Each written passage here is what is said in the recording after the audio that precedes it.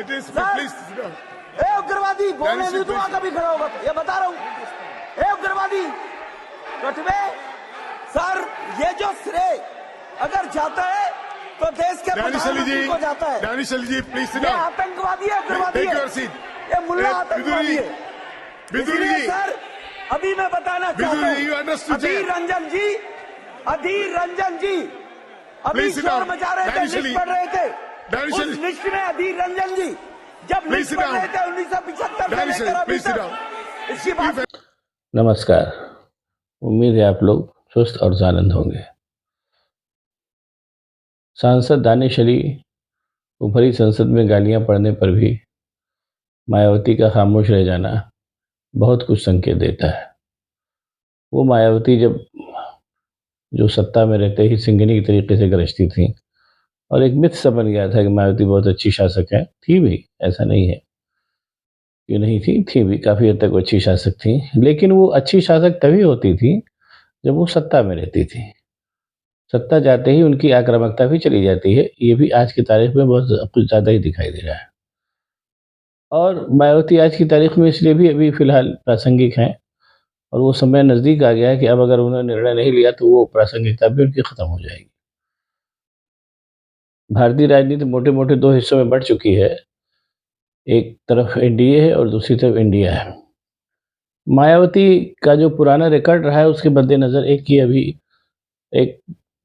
ये कह लीजिए कि एक भ्रम सा बना हुआ है कि मायावती के पास अभी भी बहुत बड़ा वोट बैंक है दलितों का। हालांकि ऐसा है नहीं, उस वोट बैंक में बहुत कुछ सेंध लग चुकी है। लेकिन बहरहाल एक आइकन तो है ही वो दलित राजनीति की आज की तारीख में भी। एनडीए और इंडिया दोनों चाहते हैं कि मायावती उनकी तरफ आ जाएं, लेकिन मायावती किसी वजह से दोनों तरफ नहीं जा रही और कह रही है कि सारी सीटें अकेले लड़ेंगी। कहने वाले कह रहे हैं कि अपने पुराने कार्यकाल में जो घपले उन्होंने किए हैं उसके चलते वो पूरी तरीके से भारतीय जनता पार्टी के शिकंजे में है और चाह करके भी कोई निर्णय नहीं ले पा रही हैं। हो सकता है ऐसा हो, लेकिन बात को आगे शुरू करने के पहले थोड़ा सा मायावती की हिस्ट्री के बारे में एक बार फिर संक्षेप में चर्चा कर लेना ज़रूरी होगा। मायावती को सत्ता एक तरीके से कांशीराम की मेहनत से मिली है।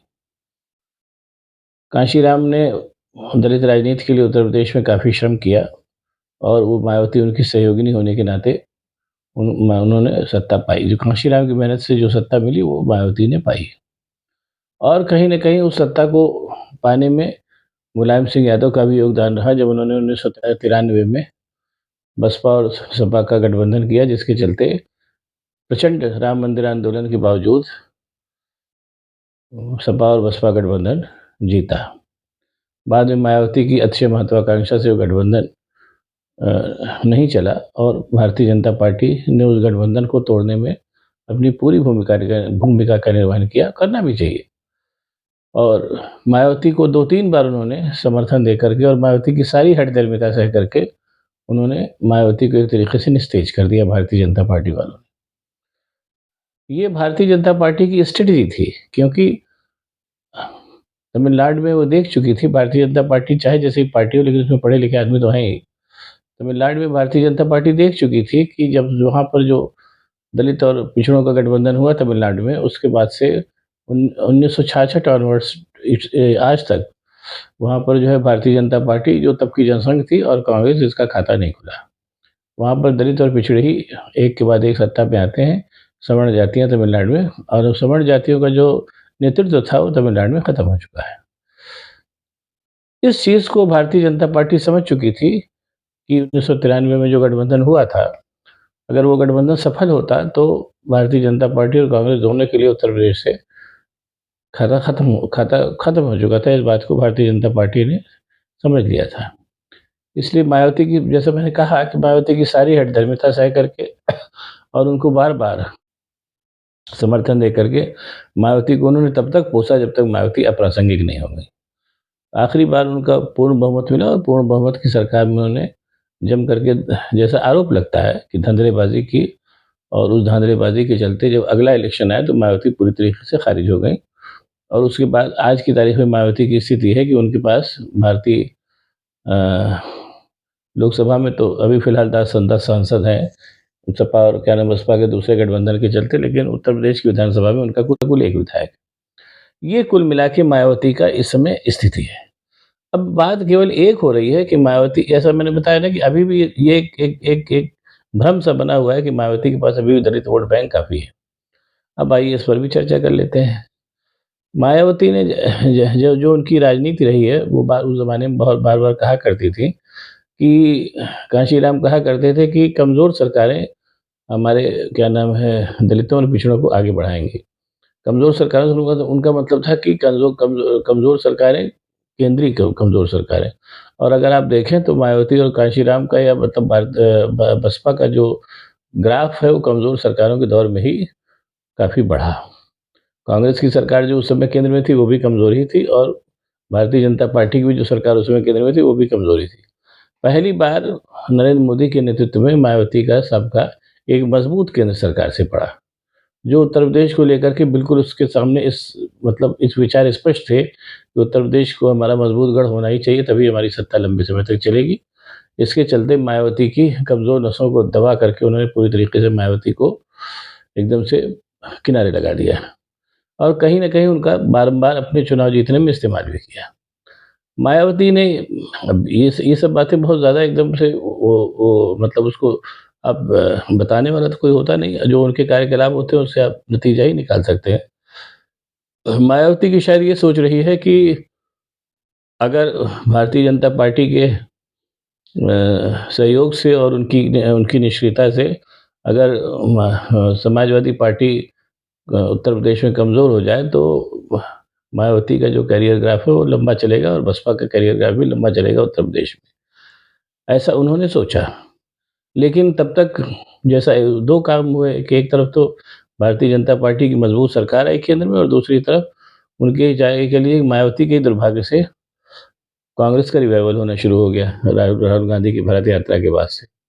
अब एक तरीके से देखा जाए तो मायावती जो थी धीरे-धीरे लगातार एक के बाद एक लगातार अप्रासंगिक होती गईं, और उनकी जो जो उनको जो अकस्मात सत्ता मिली एक के बाद एक लगातार, पहले कांशीराम के प्रयत्नों से, बाद में कमज़ोर केंद्र सरकारों के चलते, उसकी वजह से मायावती काफ़ी अहमन्य हो गई, और उन्होंने अपने सत्ता के चरम दौर में किसी को नहीं बख्शा, चाहे वो समाजवादी पार्टी थी, चाहे वो कांग्रेस थी और चाहे भाजपा थी। खैर भाजपा का विज़न एकदम स्पष्ट था कि हमको मायावती को अप्रासंगिक करना, उन्होंने कर दिया, लेकिन समाजवादी पार्टी और कांग्रेस मायावती के साथ मिलकर के कदम बढ़ाना चाहते थे, ये फैक्ट है। लेकिन वो मायावती की कारगुज़ारियों से उनसे अलग हट गए।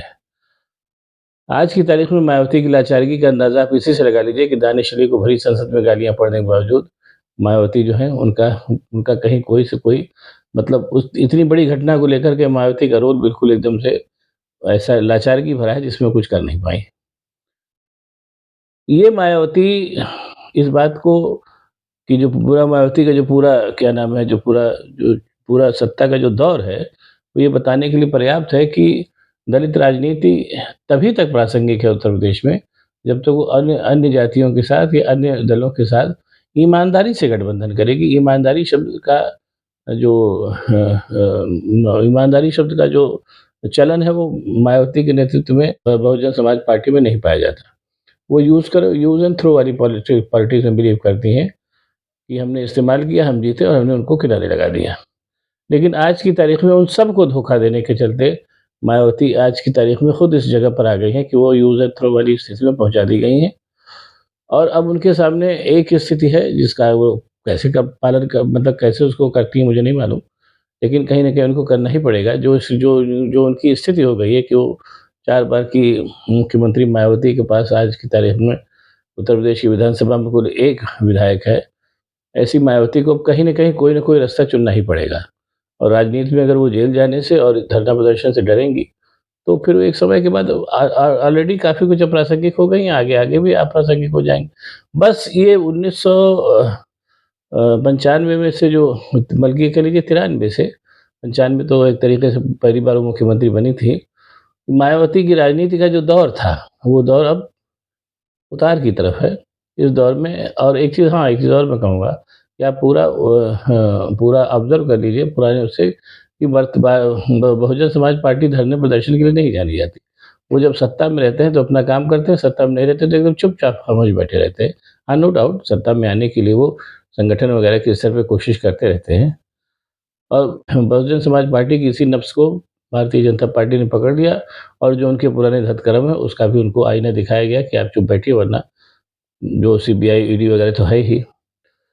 अब वो समय आ गया है कि मायावती को निर्णय लेना पड़ेगा कि उनको एनडीए के साथ रहना है या इंडिया के साथ रहना है। जैसा कहा जा रहा है कि जब चुनाव की घोषणा हो जाएगी तो इंडिया के साथ आ जाएंगी, ऐसा उनको इंडिया में लाने के लिए कोशिश भी की जा रही है। लेकिन ऐसा मत समझिए कि इंडिया के साथ आ जाएगी तो उससे कोई बहुत फ़र्क पड़ेगा। मायावती का दलित वोट बैंक और काफ़ी कुछ बिखर गया है और इस चुनाव में भी चाहे वो एनडीए के साथ रहे, चाहे वो इंडिया के साथ जाएँ, ये स्पष्ट हो जाएगा कि मायावती के वोट बैंक में अब कितनी ताकत बची है। अगर ताकत बची रही थोड़ी बहुत, तो मायावती का प्रासंगिकता थोड़ी बहुत बनी रहेगी। अगर 2024 के चुनाव में ये साबित हो गया कि मायावती का जो वोट बैंक है पूरी तरीके से दरक चुका है, जिसको दरकाने के लिए भारतीय जनता पार्टी और समाजवादी पार्टी और कांग्रेस तीनों शामिल हैं। अगर वो वोट इस 2024 के चुनाव में पता चला कि उनका जो है वोट बैंक पूरी तरीके से दरक चुका है, तो ये जान लीजिए कि मायावती और उनकी बहुजन समाज पार्टी महाराष्ट्र की रिपब्लिकन पार्टी के तरीके से अतीत के गर्त में विलीन हो जाएगी। ये साबित होने में ज़्यादा नहीं, बस मुश्किल तमाम 6, 7, 8 महीने की ज़रूरत और है। देखिए क्या होता है। अब अगर आपको हमारा ये वीडियो पसंद आए तो इसको शेयर करिए, लाइक करिए, साथ ही साथ मेरे चैनल को सब्सक्राइब करिए ताकि मैं और भी इसी तरीके की बातें आपको बताता रह सकूँ। बहुत बहुत धन्यवाद। नमस्कार।